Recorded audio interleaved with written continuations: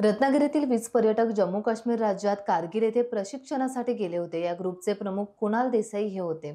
यांच्यासोबत असलेल्या रत्नागिरीच्या प्रीती गाडेकर यांनी टाइम्स डिजिटलकडे संवाद साधलाय। त्यामध्ये तिने आम्ही सर्व रत्नागिरीकर सुखरूप असल्याचं सांगितलं। या घटनेमुळे रत्नागिरीतील नागरिकांनी सुटकेचा निश्वास सोडलाय। पालकमंत्री उदय सामंत यांनी दाखवलेल्या तत्परतेबद्दल त्यांचं आता कौतुक होत आहे। नमस्कार, मी प्रीती गाडेकर। आम्ही रामायेतील SDCC संस्थेमधून जी संस्था दिव्यांग मुलांसाठी काम करते त्यांच्या स्टाफच्या एज्युकेशनल व्हिजिटसाठी आम्ही कारगिलमधील एका संस्थेला व्हिजिट देण्यासाठी आलो आहोत। आम्ही 21 एप्रिलला श्रीनगरला पोचलो। आमच्यासोबत 9 स्टाफ व नातेवाईक असे आम्ही 20 जण आहोत। आम्ही सगळे सुखरूप आहोत।